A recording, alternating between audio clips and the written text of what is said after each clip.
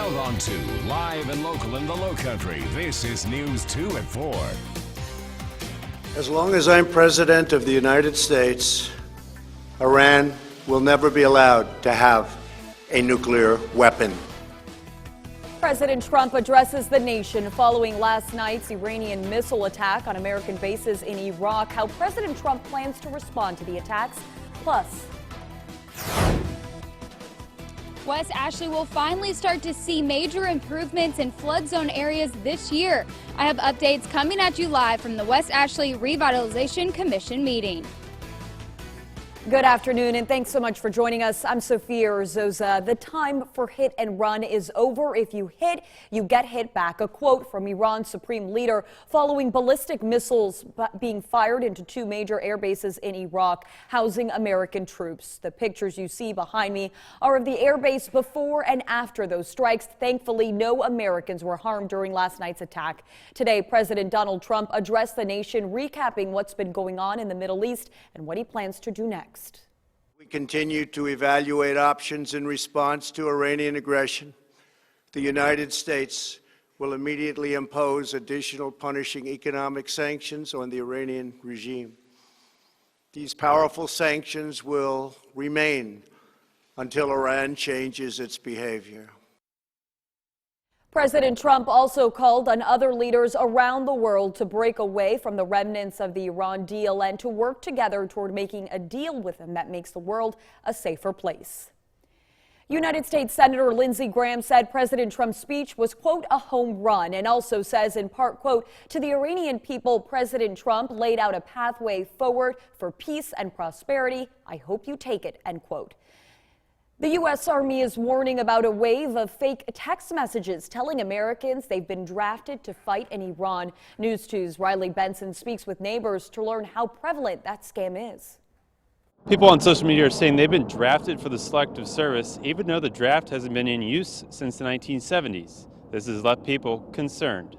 Some social media users say they've been victims of a draft scam in which they received a text message telling them they've been drafted for the selective service. I reached out to Army officials who tell me the draft is not active and they wouldn't draft using text messages. But the scam has many concerned online, some suggesting that current tension between Iran and the United States could lead to World War III. I've seen a lot on Twitter about, about how people are scared about getting drafted with the rising tensions in Iran and between the United States. And it's a little bit scary, for someone my age to be worried about being drafted. Because the draft has not been active since the end of the Vietnam War in 1973, people tell me the scam is simply not believable. I would tell them just to turn it off. I mean, they're just preying on people. Officials with the Army say the best thing you can do is to ignore the texts and posts on social media. In Charleston, Riley Benson, Count on 2. And make sure to download our free WCBD app to stay up on the to-date and the Middle East tensions. And don't miss real-time updates as we send out notifications so you're the first to know of any developments. Parts of Charleston can be prone to flooding, and now West Ashley leaders are looking for ways to combat that problem. News 2's Danielle Hensley joins us live from one of the neighborhoods being addressed in a meeting tonight. Good afternoon, Danielle. Sophia, this project began back in 2015 where the ideas were conceptualized. Now residents around the Citadel Mall area will finally start to see improvements around construction and drainage this year. So far, the city has completed their field evaluation, which included checking every single pipe in the 1,600-acre area that the project is focusing on. They have noted which areas need to be cleaned or rehabilitated and has prioritized the areas which need the most work. The first four main areas for project improvement are Orleans Road, the backside of Citadel Mall, the intersection at 526 and Sam Ritten Boulevard, and off of DuPont Road near the 526 and Sam Ritten Boulevard intersection. These areas have the most impact on flooding and local residents. I spoke with the director of stormwater management for the city of Charleston, who told me what improvements local residents can expect to see this year. Improvements they'll see are the collaborative city-county efforts to clean those high-priority areas. That will help a lot with the day-to-day nuisance issues where you see just a heavy afternoon rainstorm causes major flooding. Then they'll also see behind the scenes, the design work going on for those first 4 major improvements, and we'd expect to see them having construction on the ground hopefully next year. Community members are welcome to attend tonight's meeting, where there will be a public comment period. It begins here at the schoolhouse at 5:30. In West Ashley, Danielle Hensley, Count on 2. Friends and family are remembering a South Carolina police officer shot and killed in the line of duty. James Bell is accused of shooting and killing Jackson Winkler Sunday, and tonight his visitation is being held at 6 tonight in the town of Latta. The funeral is tomorrow morning at the Florence Civic Center. Governor Henry McMaster ordered that flags on all state buildings and political subdivisions be lowered to half staff from sunrise until sunset tomorrow in tribute of Officer Winkler. We're learning more about a shooting in downtown Charleston. Last night, officers arrived on Line and Meeting Street and found a body lying in the middle of the road. The victim was suffering from 2 gunshot wounds. Police say they found shell casings on Nassau Street, but no suspects. If you know anything about this crime, you are urged to call Crime Stoppers. That number is 843-555-1111. A Count on 2 update. The College of Charleston says there was only 1 new case of the mumps on campus over winter break. The total number of confirmed mumps cases is 76, and the college says the vast majority of those cases are no longer infectious. Dominion Energy plans to trim trees on James Island this month, so tonight the utility will host a drop-in workshop about the work they're doing.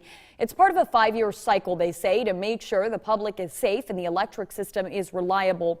Property owners will be notified 2 weeks before any of that work begins. Tonight's workshop goes from 5 to 7 in the James Island Town Council meeting room that's on Dills Bluff Road.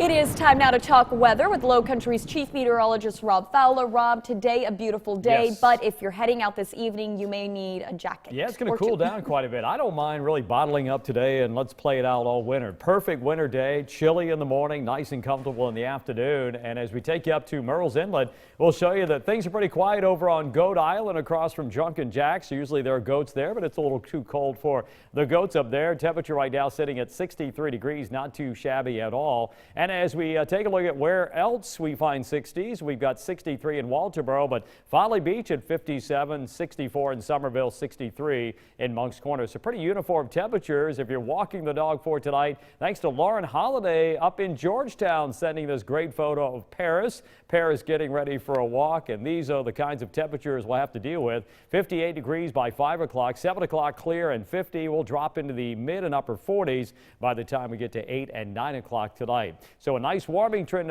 is on the way. I've got those numbers for you coming up in just a few minutes. First, let's see what's going on the area roadways, trying to get you home here on a Wednesday afternoon. It's hump day, David Dixon. Yeah, and thankfully it's looking a lot better compared to how it did earlier this morning and even the afternoon, especially 526. I'm not seeing too many slowdowns apart from the usual one just over 526, but no accidents to report of on the Mark Clark at this time. We do have one on 26 as we're heading out of downtown westbound, just near Cosgrove exit, actually. As we continue past that, we are not seeing those slowdowns really impact traffic all too much as we head to downtown. And even as we passed Hanahan, traffic's really thinning out on 26 at the moment. We are at the first start of rush hour traffic on this Wednesday. And right now, things are looking good at the moment as we head out on 26. Rob, David, thank you. And don't forget, you can always have Storm Team 2 on your side. When you download our app, it gives you the forecast updates 24/7. To find it, search WCBD on the App Store. Now, a Count on 2 investigation. Depending on where you live, you could be paying too much in online sales tax. One Berkeley County woman noticed she was overtaxed on an online purchase. See, South Carolina has a statewide 6% sales tax, but individual counties can implement additional sales tax. This Department of Revenue map shows the breakdown. Charleston County, for example, has an additional 3% tax, bringing the sales tax to 9%. Berkeley County, an additional 2%, adding to 8%. Goose Creek resident Susan Selvey was charged 9% on a recent eBay purchase. She called them to find out why. The woman, the agent on eBay, agreed with me. Yes, there was an overtaxation. It has to go to what they call their internal team, and I would hear a response within 5 days. I didn't. I waited a month, then I called eBay again, spoke to another agent, got the exact same response. I said, I'm giving you 48 hours and then I'm taking it up to another level.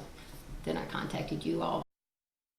I emailed eBay. Within 3 days, Selvi got her refund, but she worries this wasn't an isolated incident. When you make online purchases, the retailer is left to determine the property tax in your area. But our News 2 investigation revealed they don't always get it right. You can watch the full story tonight on News 2 at 6 o'clock. Next on News 2. The future of the old Dixie Furniture building is up for discussion today, which could bring another hotel to King Street. We take a look at those plans coming up.